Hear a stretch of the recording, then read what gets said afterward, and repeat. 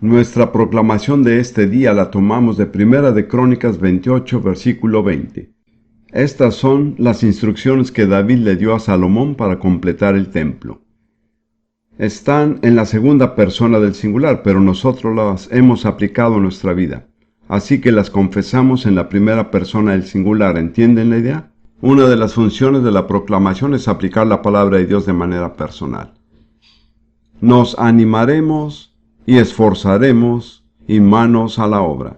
No temeremos ni desmayaremos, porque Jehová Dios, nuestro Dios, estará con nosotros. Él no nos dejará ni nos desamparará, hasta que acabemos toda la obra para el servicio de la casa de Jehová. Amén.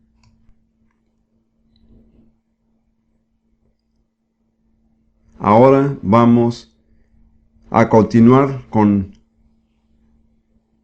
el estudio de las 6 doctrinas de fundamento que se mencionan en Hebreos 6, 1 y 2.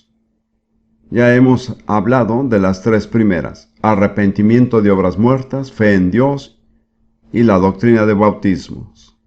Con respecto a la doctrina de bautismo, señalé que el Nuevo Testamento habla de 3 bautismos diferentes: el bautismo de Juan el Bautista, el bautismo cristiano y el bautismo en el Espíritu Santo. Ahora, en esta sesión vamos a seguir con la 4ª doctrina de fundamento, que es la imposición de manos. El título que le he puesto a este mensaje es Transmitiendo el poder de Dios. A muchos de nosotros tal vez nos sorprenda un poco ver que la imposición de manos figura entre las doctrinas de fundamento, porque en la actualidad se habla muy poco de esto en la mayoría de las congregaciones. Pero si reflexionamos, veremos que es sumamente lógico, tiene que figurar, ya que la imposición de manos, es decir, la transmisión del poder y de la autoridad de Dios, es lo que le da continuidad al cuerpo de Cristo. Hace que haya continuidad entre un ministro de más alto rango y uno subalterno, y trae continuidad entre una generación y otra. De modo que la función básica de este ministerio de la imposición de manos es hacer que haya continuidad dentro del cuerpo de Cristo. En algunas tradiciones afirman que esta continuidad se ha preservado desde la época del apóstol Pedro hasta ahora. No voy a opinar al respecto. Solo quiero señalar que el razonamiento que está detrás de esto tiene lógica. Necesitamos una manera de continuar de generación en generación, de ministerio en ministerio, y para este fin las Escrituras nos ofrecen esta ordenanza de la imposición de manos. Es interesante, la encontramos en el primer libro de la Biblia, y en realidad se extiende desde allí a través de toda la historia del pueblo de Dios. Es un elemento indispensable en la historia del pueblo de Dios. Yo diría que tiene varios objetivos espirituales. Primero que todo, fijémonos en el hecho de que tocar a otro ser humano con la mano es una reacción humana natural. Una madre que tiene un bebé enfermo, con fiebre, casi sin pensarlo pone la mano en la frente de la criatura. O al encontrarse 2 hombres que no se han visto por mucho tiempo, se dan la mano o ponen su mano sobre el hombro del otro, pero de una manera u otra tocan a la otra persona con la mano.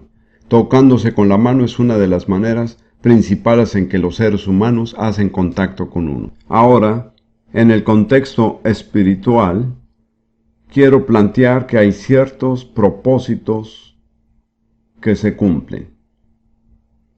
Primero que todo, se transmite algo.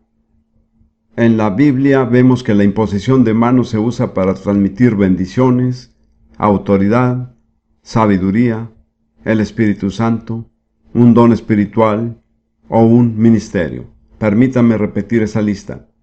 Se usa para transmitir bendiciones, autoridad, sabiduría, el Espíritu Santo, un don espiritual o un ministerio. Y en segundo lugar, se usa para comisionar. Es la manera bíblica de comisionar a una persona para que sirva dentro del cuerpo de Cristo. Al hacerlo, se reconoce el llamamiento de Dios.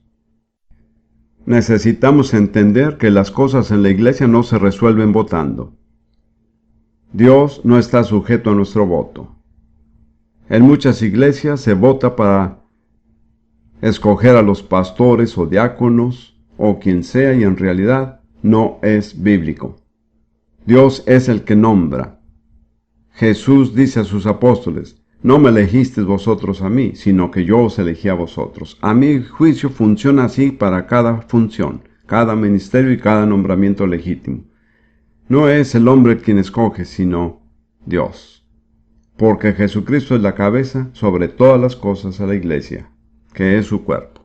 Me parece que los nombramientos que no se hacen según la autoridad de Jesús en realidad no tienen validez. A mi juicio, al nombrar a alguien, no somos nosotros los que designamos a la persona para cierto cargo, sino que reconocemos que Dios ha escogido a esa persona para ese cargo. Me parece que estando en una reunión en la iglesia para hablar de diáconos, nuestro propósito no debería ser decidir quiénes queremos como diáconos, sino quiénes ha escogido Dios como diáconos. Es una actitud muy diferente. Nos hemos corrompido bastante por causa de la democracia, la cual no tiene mucha cabida en la Biblia ni en la iglesia. No voy a seguir hablando de eso porque es un tema bastante controversial y no tengo tiempo de caer en polémicas. En segundo lugar, además de ser un reconocimiento, la imposición de manos se usa para apartar a una persona para cierto ministerio o labor. En tercer lugar, se usa para respaldar o dar autoridad. Y en cuarto lugar, se usa para equipar, es decir, transmitir el don espiritual, la autoridad espiritual o cualquier otra cosa que la persona necesite para llevar a cabo la tarea que Dios le ha encomendado. Permítame repetir esta lista porque es importante. La imposición de manos se usa para comisionar a las personas, en el sentido de reconocer quién Dios ha escogido, no de decidir uno a quién se le debe dar el cargo. Se usa para apartar a una persona para una cierta tarea o un cierto ministerio, y también para respaldar a la persona transmitiéndole autoridad. Además, se usa para equiparlo, proveyéndole toda la autoridad espiritual y todos los dones que necesitará. Miremos ahora algunos ejemplos, primeramente del Antiguo Testamento. Busquemos en Génesis 48 y leamos desde el versículo 8 hasta el versículo 19, que es un pasaje muy interesante. En este pasaje, José trae a sus dos hijos a su padre Jacob, que también se llama Israel, para que Jacob bendiga a sus nietos. Y permítame decir que después de la bendición de Dios, la bendición más deseable es la de un padre o de un abuelo. Quiero decirles a todos ustedes, especialmente a los jóvenes, que si es posible, obtengan la bendición de su padre sobre cualquier cosa. Es sumamente importante. La única bendición que vale más es la bendición de Dios. Verán que en la Biblia se le daba una gran importancia a la bendición del Padre. Pues aquí estamos. En el versículo 8, y vio Israel, es decir, Jacob, los hijos de José, y dijo: ¿quiénes son estos? Y respondió José a su padre: son mis hijos, que Dios me ha dado aquí, es decir, Egipto. Y él dijo: acércalos ahora a mí, y los bendeciré. Y los ojos de Israel estaban tan agravados por la vejez, que no podía verlos. Hizo pues acercarse a él, y él los besó y les abrazó. Y dijo Israel, Jacob, a José: no pensaba yo ver tu rostro, y aquí Dios me ha hecho ver también a tu descendencia. Si hay una cosa que me conmueve profundamente, es la fidelidad de Dios. No es por el dolor ni tristeza, pero cada vez que pienso en la fidelidad de Dios, se me salen las lágrimas. Entonces José lo sacó de entre sus rodillas y se inclinó a tierra. Fíjense el respeto que las personas en la Biblia mostraban hacia los padres y las personas mayores.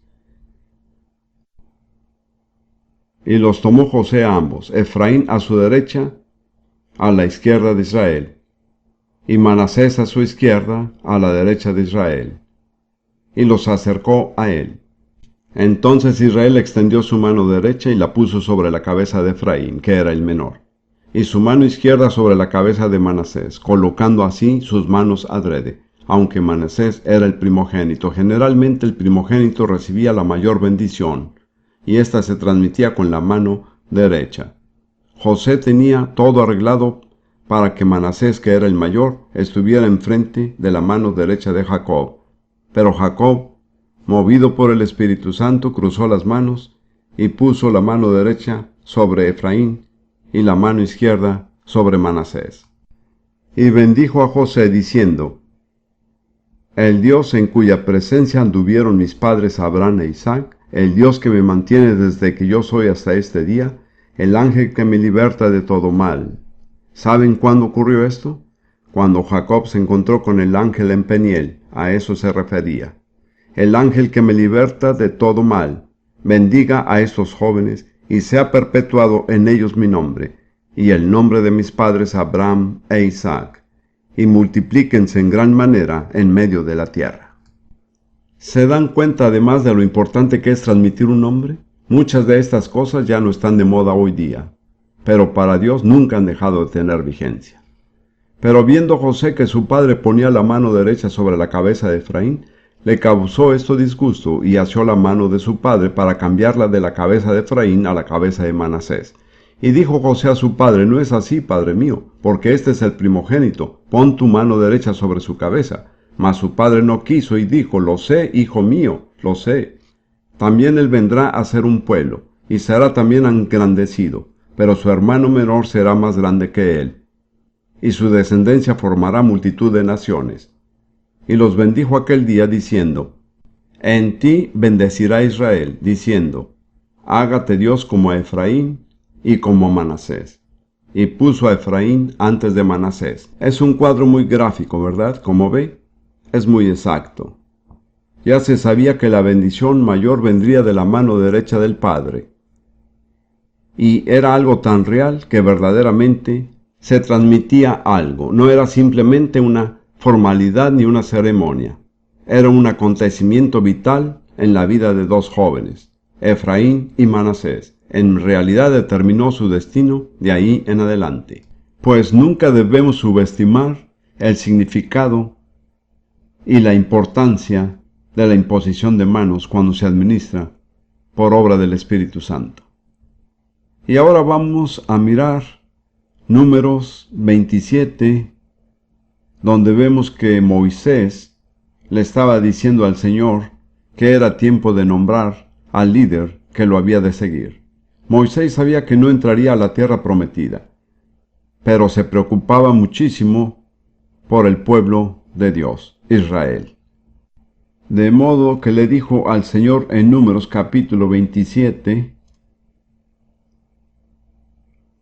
versículo 15. Entonces respondió Moisés a Jehová diciendo: Ponga Jehová, Dios de los espíritus de toda carne, un varón sobre la congregación. Me parece eso importante. Él es el Dios de los espíritus de toda carne. Es el Dios que conoce el espíritu de cada persona. Él ve lo más profundo del carácter humano. Ponga Jehová, Dios de los espíritus de toda carne, un varón sobre la congregación, que salga delante de ellos y que entre delante de ellos, que los saque y que los introduzca, para que la congregación de Jehová no sea como ovejas sin pastor. Y toda la Biblia nos dice, desde el principio hasta el fin, que las ovejas sin pastor serán esparcidas y se convertirán en presa. Es un mensaje que se encuentra en toda la Biblia. Permítame decir que, salvo en circunstancias muy excepcionales, cada uno de ustedes debería tener un pastor humano que cuide de su alma con mucho cuidado. Es sumamente importante. Regresaremos a eso dentro de poco al estudiar otros temas. En fin, ¿cómo respondió el Señor? Y Jehová dijo a Moisés: toma a Josué hijo de Nun, varón en el cual hay espíritu, y pondrás tu mano sobre él, y lo pondrás delante del sacerdote Eleazar, y delante de toda la congregación, y le darás el cargo en presencia de ellos, y pondrás de tu dignidad sobre él. Me gusta eso, no toda tu dignidad, porque Moisés tenía autoridad única, pero dale una buena porción de tu dignidad porque la va a necesitar. Y pondrás de tu dignidad sobre él, para que toda la congregación de los hijos de Israel le obedezca. Él se pondrá delante del sacerdote Eleazar, y le consultará por el juicio del Urim delante de Jehová. Por el dicho de él, de Josué saldrán, y por el dicho de él entrarán, él y todos los hijos de Israel con él, y toda la congregación. Y Moisés hizo como Jehová le había mandado, pues tomó a Josué y lo puso delante del sacerdote Eleazar y de toda la congregación, y puso sobre él sus manos, y le dio el cargo, como Jehová había mandado por mano de Moisés, pues toda la congregación tenía que ser testigo de que la autoridad de Moisés, a quien había seguido por 40 años, se transmitía a su sucesor. Fue un acontecimiento crucial para el bienestar de todo el pueblo de Dios. Además, no fue solo una ceremonia. Algo muy real sucedió a Josué. En Deuteronomio versículo 34 vemos el siguiente comentario que es interesante. Deuteronomio 34, versículo 9. Y dice: y Josué, hijo de Nun, fue lleno del espíritu de sabiduría, porque Moisés había puesto sus manos sobre él. Entonces, ¿se dan cuenta de lo que recibió mediante la imposición de manos? Recibió el espíritu de sabiduría. No fue simplemente una formalidad, ni una ceremonia. Fue una verdadera transacción. Sigamos ahora con otro ejemplo del Antiguo Testamento. En Segunda de Reyes, capítulo 13, es la escena final del ministerio de Eliseo. Sin embargo, en realidad no fue la escena final, porque como recordarán, Eliseo murió y fue sepultado, y luego una banda de merodeadores vino a invadir a Israel, y los que estaban sepultando a otro hombre tuvieron que arrojar el cadáver en el sepulcro de Eliseo y huir. Al tocar los huesos de Eliseo, el muerto revivió. ¡Qué increíble! ¡Qué maravilloso que el poder de Dios se pueda transmitir de tantas maneras! Bien, vamos a seguir. Leamos Segunda de Reyes 13:14. Estaba Eliseo enfermo de la enfermedad de que murió. Eso es tan...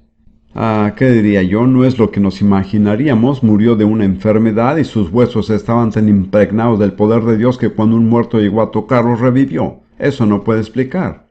Hay algunas cosas que no se pueden explicar. Permítanme contarles algo que pasó. Estoy tan cansado de que la gente siempre quiera darle una explicación a todo lo que hace Dios. En Sudáfrica hace unos años, Rudy y yo estábamos ministrando en una iglesia y el pastor asociado, un hombre joven, había estado jugando squash. Se había caído, fracturado el brazo en 4 lugares.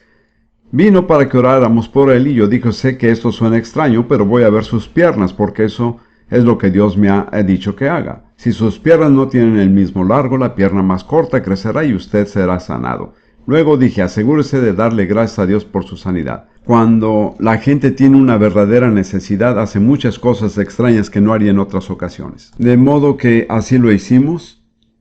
Yo le sostuve la pierna y ésta creció. Yo sabía que Dios lo había tocado. Regresó al doctor y le hicimos una radiografía. Esto es lo que no puedo explicar. Había tenido 4 fracturas en el brazo. 3 de ellas habían sanado completamente y la cuarta todavía estaba ahí. El pastor de más alto rango me dijo: explíqueme eso. No puedo explicarlo.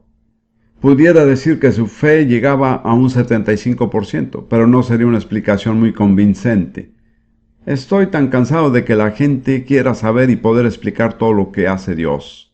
Hay muchas cosas que hace Dios que no puedo explicar. No me preocupa, en lo absoluto, dejárselas a Él. Pero en fin, sigamos con la historia. Y descendió a él Joás, rey de Israel, y llorando delante de él dijo: Padre mío, carro de Israel y su gente de a caballo. Eso fue lo mismo que Eliseo mismo le dijo a Elías cuando éste fue arrebatado en el carro. Y aquí hay en realidad un mensaje para todos nosotros. Un hombre que verdaderamente conoce a Dios puede defender a una nación. Puede ser más fuerte que un ejército. Y Joás, que no era un rey muy piadoso, reconoció lo que Eliseo representaba para su pueblo. Y le dijo a Eliseo: toma un arco y unas saetas. Tomó él entonces un arco y unas saetas. Luego dijo Eliseo al rey de Israel: pon tu mano sobre el arco.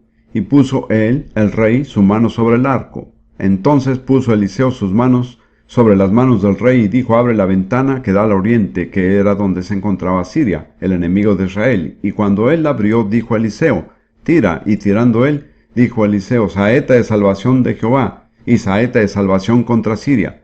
¿Por qué herirás a los sirios en Afec hasta consumirlos?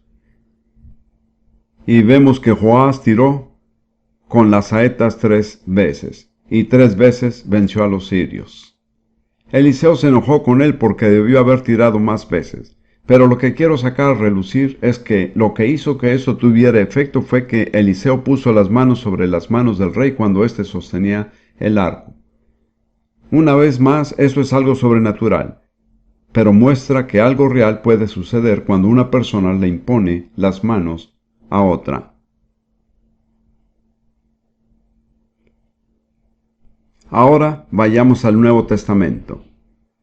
Y quiero examinar los objetivos de la imposición de manos en el Nuevo Testamento. Primero que todo, es para impartir sanidad a los enfermos. Al comisionar a sus discípulos, Jesús dijo en Marcos 16 y los versículos que siguen: y estas señales seguirán a los que creen. Y la quinta señal era: sobre los enfermos pondrán sus manos y sanarán. En otras palabras, imponerles manos a los enfermos era una manera de ministrar la sanidad de Dios a los enfermos. En Santiago 5, versículos 14 y 15, hay otra ordenanza. Dice: ¿está alguno enfermo entre vosotros, algún creyente? Llame a los ancianos de la iglesia y oren por él, ungiéndole con aceite en el nombre del Señor. Eso es parecido. Los ancianos han de orar por él e imponer manos, pero también han de ungirlo con aceite. Y como me imagino que sabrán, el aceite siempre es un tipo del Espíritu Santo. De modo que el aceite no produce la sanidad, sino que es un símbolo de que mediante esa ceremonia el Espíritu Santo toca el cuerpo del enfermo. Ahora, quiero hacer una pregunta. ¿Cuál es la diferencia entre simplemente imponer manos e imponer manos y ungir con aceite? Quiero plantearles, y esta no es sino una regla general, que la imposición de manos sin el ungir con aceite era para personas que no eran miembros de la iglesia. Pero para los miembros de la iglesia, después de imponer manos, se ungía con aceite. También quiero señalar que el Nuevo Testamento indica que generalmente cada creyente debe formar parte de una congregación. Porque dice: ¿está alguno enfermo entre los creyentes? Que llame a los ancianos de la iglesia y que oren por él, ungiéndolo con aceite. Ahora, si una persona asiste a una iglesia el domingo por la mañana y a otra el domingo por la noche, ¿a cuáles ancianos llamará? Y si la persona no tiene ancianos a quienes llamar, ¿qué hará cuando esté enfermo?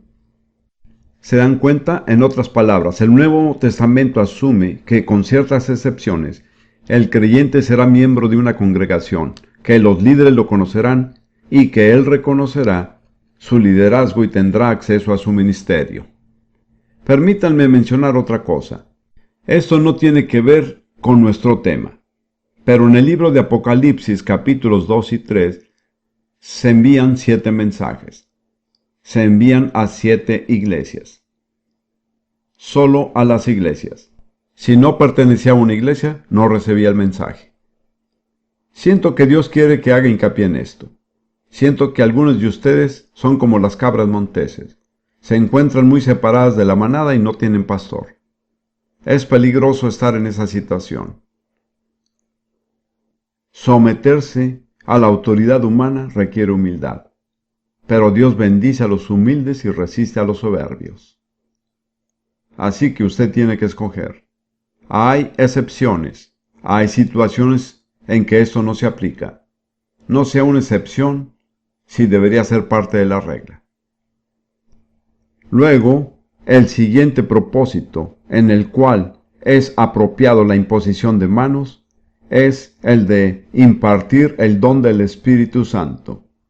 En Hechos 8 leemos, antes que nada, cómo Felipe fue a una ciudad de Samaria y predicó a Cristo, y sus palabras fueron confirmadas por milagros y señales, y todos los habitantes de la ciudad que creyeron fueron bautizados. Fueron salvos porque Jesús dijo, el que creyere y fuere bautizado será salvo. Pero los apóstoles no estaban satisfechos, porque sabían que faltaba algo.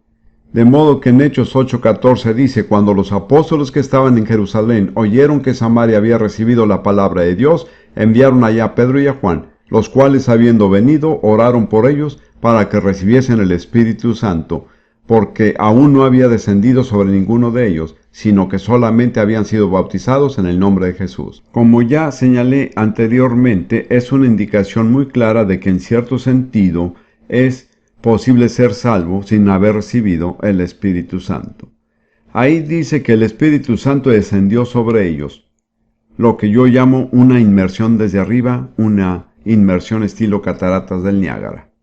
El versículo 17 dice, entonces los apóstoles les imponían las manos y recibían los creyentes el Espíritu Santo.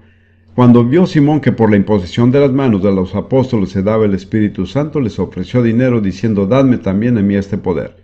Fíjense que ahí dice que se daba el Espíritu Santo mediante la imposición de las manos de los apóstoles.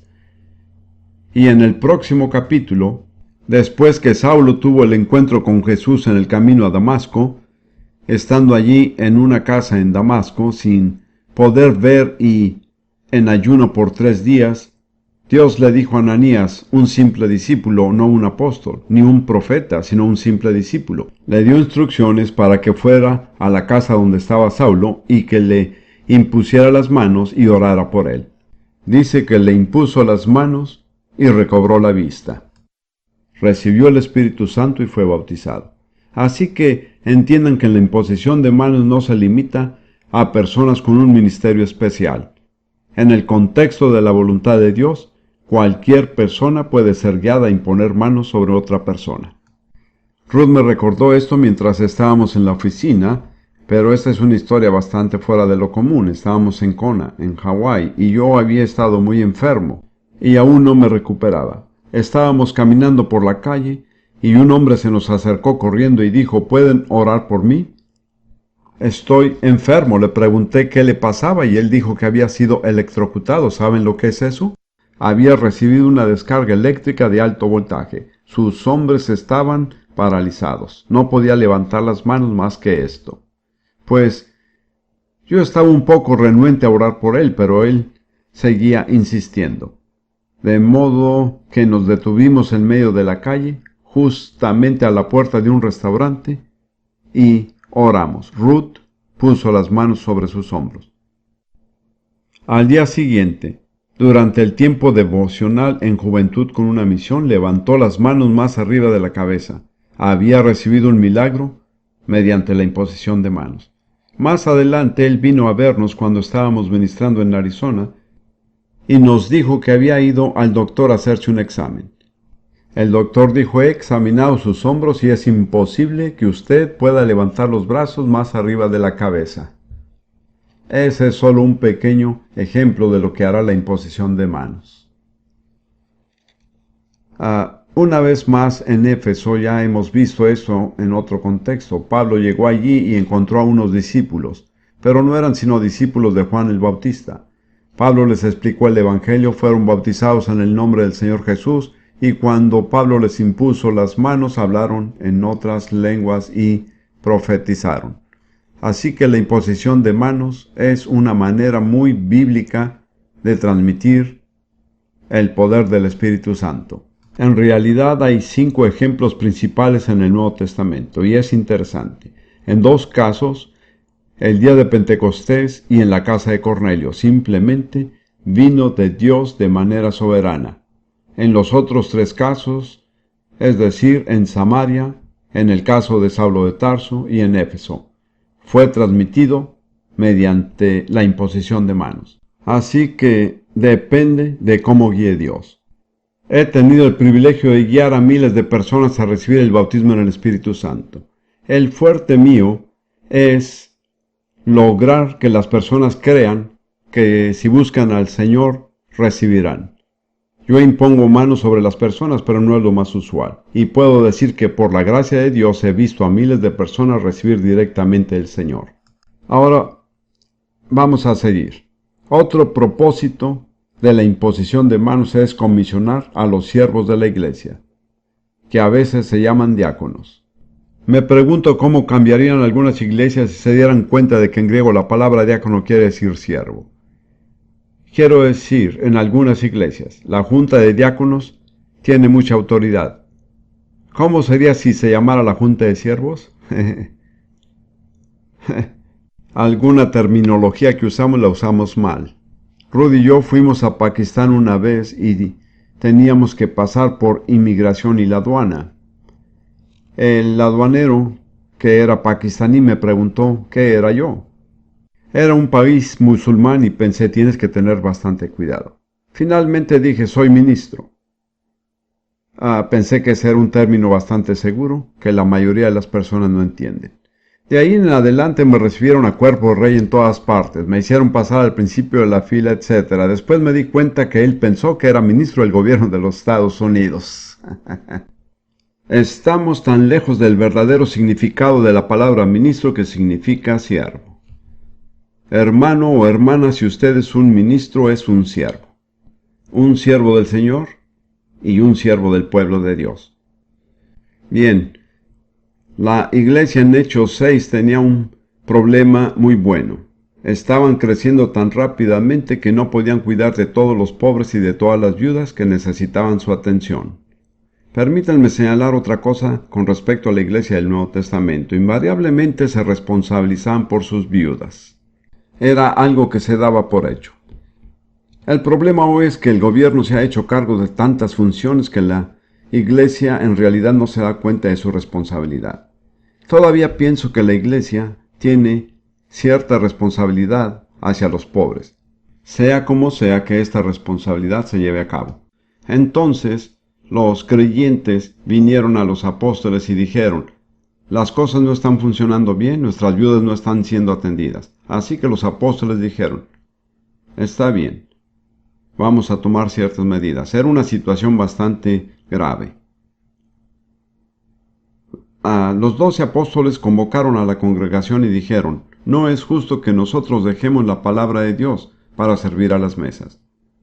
Buscad pues, hermanos, de entre vosotros a 7 varones de un buen testimonio, llenos del Espíritu Santo y de sabiduría, a quienes encarguemos este trabajo, y nosotros persistiremos en la oración y en el ministerio de la palabra. ¿Cuál es el ministerio apostólico? La oración y el ministerio de la palabra. No es la administración. Dijeron, podemos conseguir a otras personas que se encarguen de la administración, nosotros seguiremos con nuestra responsabilidad. Escojan a 7 hombres conocidos de entre ustedes, y todos ellos tenían que ser llenos del Espíritu Santo. En la iglesia primitiva no se nombraba ni a un diácono a menos que éste fuera lleno del Espíritu Santo. Aquí vemos la sabiduría de los apóstoles, porque los diáconos iban a encargarse de las finanzas, así que dijeron que la congregación los escogiera. Luego los tomaron, los ordenaron y les dieron el cargo. Y después de eso la congregación ya no se podía quejar de estos hombres, porque ellos mismos los habían escogido. ¿Se da cuenta de lo sabio que es Dios? Dice que trajeron a estos hombres y los presentaron ante los apóstoles, quienes orando les impusieron las manos. Los ordenaron. Podemos decir que eran diáconos, pero en realidad la palabra diácono no se usa allí, yo preferiría decir ayudantes. Los apóstoles dijeron, estamos tan ocupados que necesitamos ayudantes. El puesto de ayudante era sumamente importante. Es interesante ver lo que pasó con dos de aquellos hombres. Esteban llegó a ser el primer mártir, y Felipe el evangelista reconocido por Dios. Así que, hermano o hermana, si usted empieza teniendo el puesto de un siervo, recuerde que puede ser un trampolín que lo lleve a otra cosa. De hecho, si no empieza como siervo, en realidad Dios nunca lo ascenderá, porque Dios solo asciende a las personas que empiezan desde abajo de la escalera. Otro propósito de la imposición de manos es enviar a apóstoles. No sé si algunos de ustedes piensan que solo hay 12 apóstoles en el Nuevo Testamento, no es así. He contado unas 20 personas que fueron llamadas apóstoles. Hubo los 12 apóstoles originales y luego hubo otros apóstoles cuyos nombres se mencionan. Miremos algunos de ellos. En Hechos 13 habla de la iglesia en Antioquía, que en muchos aspectos era una iglesia modelo. De hecho, en algunos aspectos se adelantó a la iglesia en Jerusalén, que se quedó atrás, al centrarse demasiado en los asuntos internos. Ese es uno de los grandes problemas de nuestras iglesias hoy. La mayoría de ellas están tan concentradas en lo que está pasando dentro de la iglesia que no tienen tiempo para su verdadera misión, que es predicar el evangelio a los que no lo han escuchado. Pero las personas en Antioquía tenían una visión diferente y esto es muy importante. En Hechos 13, comenzando en el versículo 1, había entonces en la iglesia que estaba en Antioquía profetas y maestros. Se nombra a 5 de ellos: Bernabé, Simón, Lucio de Cirene, Manaén y Saulo, quien llegó a ser Pablo. Si podemos creer para tener profetas y maestros, entonces el camino está abierto para los apóstoles. Les mostraré de qué manera. Ministrando estos al Señor, y creo que la Nueva Versión Internacional dice mientras adoraban al Señor. Es tan importante, voy a hablar de eso más adelante. La adoración es la clave de tantas cosas. Mientras adoraban al Señor y ayunaban, el Espíritu Santo dijo: apartarme a Bernabé y a Saulo para el trabajo al que los he llamado. Fíjense que el Espíritu Santo estaba hablando como Dios: apártenme a estos dos hombres. ¿Cómo creen ustedes que lo habrá dicho? ¿Se habrá oído una voz de la nada o habrá hablado el Espíritu a través de uno de los 5 hombres? Usted puede decidir cuál va a ser su opinión, pero personalmente creo que fue una palabra profética. Entonces, habiendo ayunado y orado, creo mucho en el ayuno y la oración. No tengo tiempo de entrar en detalles, pero en la iglesia nunca pasarán muchas cosas hasta que la gente aprenda a ayunar y a orar. Esta era la segunda vez que ayunaban. Ya estaban en ayuno cuando recibieron el mensaje. Habiendo ayunado y orado, les impusieron las manos y los despidieron, los enviaron. Por favor, noten que no escogieron al líder de jóvenes subalterno, que es lo que hacen algunas iglesias. Escogieron a los 2 hombres más capaces. Enviaron lo mejor que tenían. Cuando se trata de la obra del ministerio, Dios envía a personas de alto rango, no a inferiores. Aquí también la iglesia hoy día tiene muchísimo que aprender. Las personas que son, entre comillas, misioneros o como los llamemos, no deberían ser las personas con posiciones menores en la iglesia, sino las personas más capaces, escogidas por Dios. Pero tenemos un énfasis totalmente erróneo en cuanto a nuestra estructura interna y estamos tan concentrados en nosotros mismos que en realidad no tenemos la visión del Señor. No sé si me van a perdonar lo que voy a decir, pero creo que muchas personas involucradas en el movimiento actual del Espíritu Santo en algunos países son como los astrónomos en la época de Ptolomeo. Si saben un poco acerca de la astronomía, y yo no sé mucho, pero Ptolomeo estaba convencido de que el Sol giraba en torno a la Tierra. Vino Copérnico y dijo: eso no es cierto, es al revés.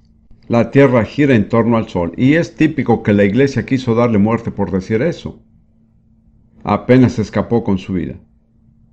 ¿Por qué se enfureció tanto la iglesia? Porque iba en contra de sus tradiciones. Pienso que hay muchos cristianos que todavía viven en la época de Ptolomeo. Creen que el Hijo de Dios gira en torno a nosotros. Todavía no se han dado cuenta de que es al revés. nosotros giramos en torno al Hijo de Dios. Jesús no existe para beneficio nuestro. Nosotros existimos para su gloria. Lo podemos ver en los cánticos que se cantan. Se concentran totalmente en lo que Jesús hará por uno. Eso es maravilloso, pero es menos importante de lo que nosotros haremos por Jesús. Ahí es donde está el énfasis. De todas maneras, esa iglesia envió a las personas más capacitadas que tenía. Eran profetas y maestros. Pero si siguen leyendo en el próximo capítulo de Hechos, capítulo 14, hablando de estos dos hombres, en cierto lugar dice, y la gente de la ciudad estaba dividida, unos estaban con los judíos y otros con los apóstoles. Y luego dice en el versículo 14, cuando lo oyeron los apóstoles Bernabé y Pablo, etc., habían llegado a ser apóstoles. ¿Cómo? Por el hecho de haber sido enviados por una iglesia bajo la dirección del Espíritu Santo. La palabra apóstol significa uno que es enviado. Si una persona no ha sido enviada, no es apóstol. Entonces aquí tenemos dos hombres que no figuran entre los 12 apóstoles originales, pero ahora Pablo y Bernabé se les llaman apóstoles. ¿Cómo llegaron a ser apóstoles? Por nombramiento del Espíritu Santo. ¿Cómo oyeron la voz del Espíritu Santo? Estaban orando, ayunando y adorando a Dios, y cuando el liderazgo de la iglesia hace eso, veremos surgir apóstoles. Bien, después vemos que en el Nuevo Testamento la imposición de manos también se usa para nombrar ancianos. En Hechos 14:23, el capítulo donde hemos estado leyendo, dice, y Pablo y Bernabé constituyeron ancianos en cada iglesia, de modo que inicialmente eran los apóstoles los que nombraban a los ancianos. Luego, al escribirle a Timoteo, que era su representante en la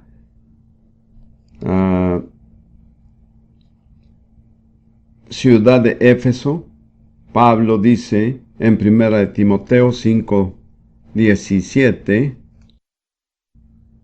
y los siguientes versículos. Le está dando instrucciones acerca del tipo de persona que debe ser un anciano y dice, los ancianos que gobiernan bien sean tenidos por dignos de doble honor, mayormente los que trabajan en predicar y enseñar. Ahora, si analizan el Nuevo Testamento, lo de doble honor significa algún tipo de remuneración financiera. En el Nuevo Testamento, la palabra honor no es solo un título. Quiere decir mostrar respeto en cómo manejar las necesidades de las personas. A veces digo que el sumar 2 veces 0 es todavía 0. De modo que hay un patrón de remuneración y aquellos que dedican todo su tiempo a la palabra de Dios deben ser remunerados por las personas que sirven, según el tiempo que den. Ahora, Pablo sigue hablando de cómo tratar con los ancianos. Versículo 19. Contra un anciano no admitas acusación, sino con 2 o 3 testigos. Por favor, esto es muy importante.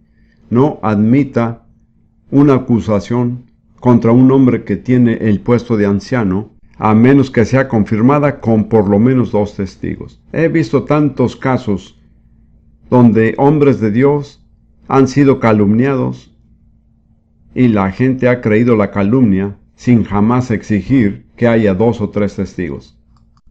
Nunca haga eso.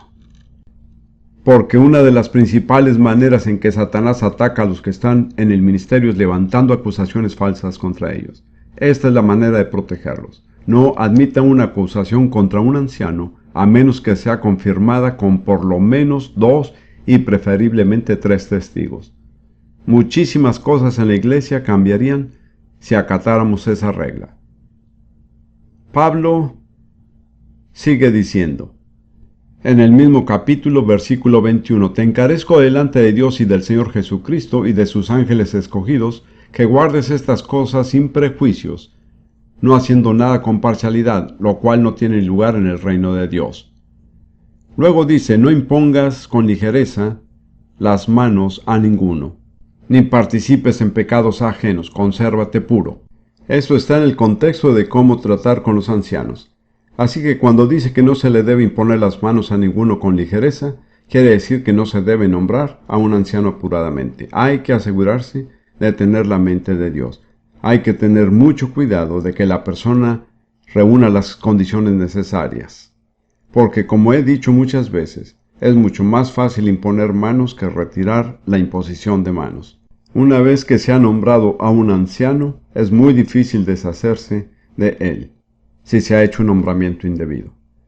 Pablo le dice a Timoteo que tenga muchísimo cuidado, que no le imponga las manos a nadie para designarlo un anciano, hasta que esté absolutamente seguro de que Dios lo ha escogido. Y luego dice que no participe en pecados ajenos, porque si uno nombra como anciano a un hombre que no es digno, que tal vez se aproveche de la congregación y del pueblo de Dios, éste está participando en su pecado.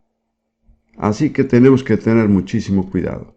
Y quiero decir que nuestra iglesia, que no siempre es una iglesia modelo, pero cuando designan ancianos, créanme, se les examina rigurosamente. Quiero decir, esos hombres pasan 2 días contestando preguntas. Se toma en cuenta todo. Creo que el nombrar ancianos apresuradamente acarrea muchos problemas en la iglesia.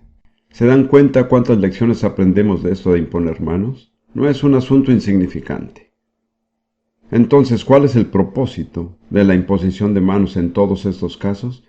Ya sea para comisionar a siervos, enviar a apóstoles o designar ancianos.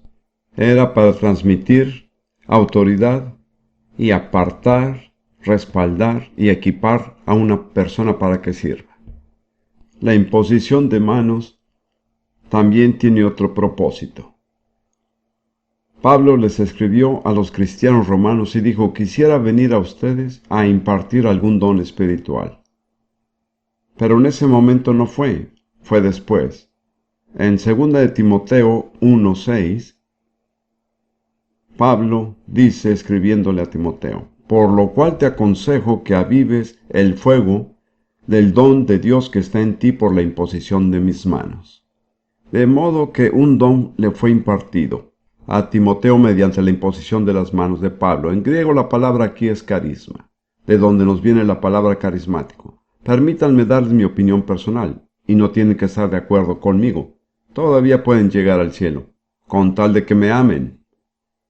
A mi juicio, el carisma que le fue impartido ahí a Timoteo fue el apostolado, porque veremos que hay otros apóstoles. Examinemos el apostolado de Timoteo. Timoteo también fue apóstol. Tal vez no lo sabían. Se lo voy a mostrar en la Biblia. Primera Tesalonicenses 1, versículo 1. Primera Tesalonicenses 1:1. La carta fue escrita a la iglesia de los tesalonicenses por 3 personas, lo cual era normal en el Nuevo Testamento.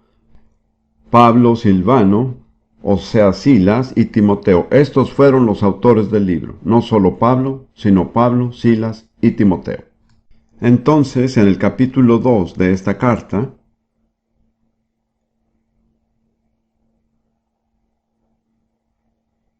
versículo 6. Estos mismos hombres, Pablo, Silas y Timoteo, dijeron: ni buscamos gloria de los hombres, ni de vosotros, ni de otros, aunque podíamos seros carga como apóstoles de Cristo. De modo que los 3, Pablo, Silas y Timoteo, eran apóstoles. Entiendan bien que el ministerio de los apóstoles todavía tiene vigencia, porque en Efesios 4 Dios dice que Él ha puesto apóstoles en la iglesia hasta que todos lleguemos a la unidad de la fe. Cualquier persona honesta tendría que reconocer que todavía no hemos llegado a la unidad de la fe. ¿Es cierto? Se necesitan apóstoles, pastores, evangelistas, profetas y maestros. Se necesitan todos, hasta que la obra haya sido completada. Entonces, como acabo de señalar, ¿cuántos tenemos ahora? están Pablo, Bernabé, Silas, Timoteo, y hay unos 4 o 5 apóstoles que fueron nombrados después del día de Pentecostés. Quiero tomar un tiempo para examinar la cuestión del apostolado de Timoteo. No el apostolado de Pablo, sino de Timoteo. He señalado que a Timoteo se le llama un apóstol. ¿Cómo llegó a ser apóstol? Creo que esto es algo sumamente importante, porque necesitamos desesperadamente tener apóstoles en la iglesia. Aunque debo señalar que Jesús elogió la iglesia de Éfeso porque sometió a prueba a los que decían ser apóstoles y no lo eran, los halló mentirosos. No acepten el testimonio de todos los que dicen ser apóstoles. Tienen que ser probados. ¿Saben dónde terminan los mentirosos? ¿Lo saben? ¿No saben dónde terminan los mentirosos? Terminan en el lago de fuego. De modo que es algo sumamente serio. El que dice ser apóstol y no lo es, se dirige hacia el lago de fuego. Ahora, examinemos esta situación.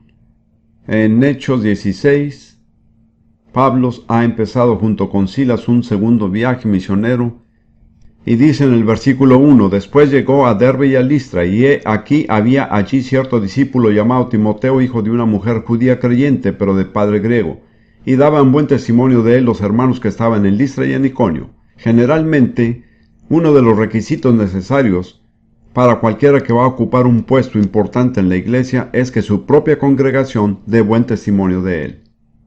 Si su propia gente no puede hablar bien de él, tiene muy poca importancia lo que digan de él los demás. Hace años, estando en Jerusalén, aconteció que nos enviaron a una dama de Suecia para que trabajara con nosotros. Mi primera esposa, Lidia, que era muy perspicaz, leyó entre líneas todas las recomendaciones, que eran muchas, y dijo: falta una sola cosa. No hay ninguna recomendación de su propia iglesia. La aceptamos y lo lamentamos muchísimo. Nos causó muchos problemas. Así que trato siempre de aprender de esa lección. Al escoger a una persona, la recomendación más importante viene de la gente que ha vivido con ella, que ha trabajado con ella, que la conoce. Si estos no pueden recomendarla, no hay ninguna otra recomendación que valga. Los ancianos de las iglesias en las que él había estado ministrando hablaban bien de Timoteo. Así que Pablo lo llevó consigo y le dijo: ven conmigo. Y más adelante leemos, y tenemos que fijarnos bien en lo que dice en 1 Timoteo 4, versículo 14. 1 Timoteo 4, 14. Pablo le dice a Timoteo: no descuides el don que hay en ti, que te fue dado mediante profecía con la imposición de las manos del presbiterio. Así llego a la conclusión de que se había dado una palabra profética que decía que Timoteo debía acompañar a Pablo y a Silas. Basado en esa palabra profética y porque conocían su carácter, los ancianos de la iglesia local le impusieron manos a Timoteo y lo enviaron. Recibió el don, el carisma de apostolado. Así es que lo entiendo yo. Ahora, también hay que considerar lo que ya hemos leído en 2 Timoteo 1:6, donde Pablo le dice a Timoteo: por lo cual te aconsejo que avives el fuego del don de Dios que está en ti por la imposición de mis manos. Eso se pudiera entender de muchas maneras. Creo que la interpretación más factible es que en Listra la profecía se dio y fue debidamente probada, y decía que Timoteo debía salir con Pablo y con Silas. Los ancianos dijeron: lo respaldamos. Pablo dijo: lo recibo. Y Pablo y los ancianos le impusieron manos y le impartieron el carisma del apostolado. Bien, es sumamente importante notar que la profecía era muy significativa. La profecía o es significativa o es una pérdida de tiempo. En 1 Timoteo 1, versículo 18, Pablo, escribiéndole a Timoteo, dice: Este mandamiento, hijo Timoteo, te encargo, para que conforme a las profecías que se hicieron antes en cuanto a ti, milites por ellas la buena milicia. Ahora bien, ese es verdaderamente uno de los propósitos de la profecía: animar a alguien que va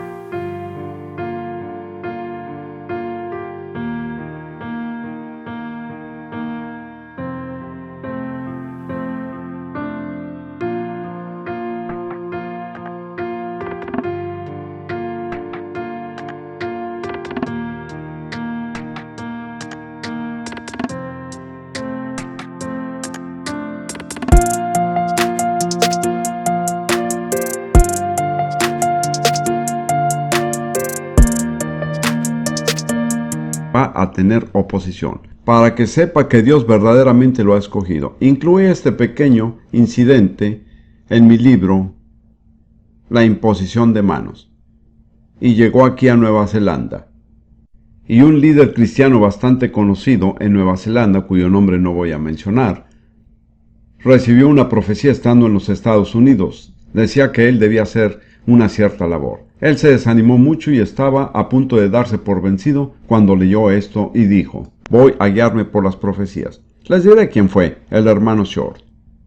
En realidad, esa fue una de las cosas que lo hizo entrar al ministerio que tiene, el cual ha afectado a esta nación y muchas otras. ¿Se dan cuenta lo significativo que puede ser una profecía si viene del Espíritu Santo?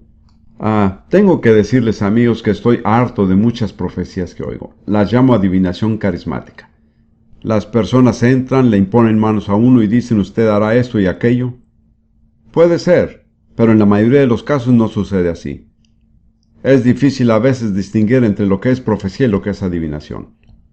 ¿Saben que los adivinos pueden decir la verdad? ¿Lo sabían? En Hechos 16, una mujer con espíritu de adivinación fue la primera en reconocer quiénes eran Pablo y Silas, antes que cualquier otra persona en la ciudad de Filipos. Ella sabía que estos eran siervos del Dios Altísimo, quienes nos anuncian el camino de salvación. Sin embargo, era una sierva de Satanás. Solo quiero advertirles de eso. Ahora, debo hablar, espero que rápidamente, de ciertos peligros. Solo tengo unos minutos. Dos peligros que se mencionan. Primero que todo, el respaldar a alguien que es indigno. Cuando uno lo hace y surge un problema, uno es responsable en parte por el problema que causó. El segundo es lo que llamo contaminación espiritual. Uno puede imponerle manos a una persona y orar para que sea liberada de un espíritu inmundo, pero hay que saber cómo protegerse, porque puede ser que uno también reciba algo de esa persona. O bien podemos impartir el Espíritu de Dios, o bien aquel espíritu, es decir, el espíritu inmundo, puede afectarnos. Recuerdo cuando un grupo de nosotros, estando en el ejército, le impusimos manos a un hombre que estaba sufriendo de una depresión muy fuerte. En realidad, el Señor no nos dio a hacerlo, simplemente lo hicimos. ¿Saben qué pasó? A todos nos atacó la depresión. No nos habíamos protegido. Cuando imponemos las manos necesitamos estar protegidos. ¿Cómo? Con humildad y oración. Sea guiado por el Espíritu Santo. Los que son guiados por el Espíritu de Dios, estos son hijos de Dios. Protéjase con la sangre de Jesús. Sepa cómo mantenerse bajo la sangre de Jesús. Y tenga en mente que Jesús les dijo a sus discípulos: os doy potestad sobre toda fuerza del enemigo, y nada os dañará. Amén.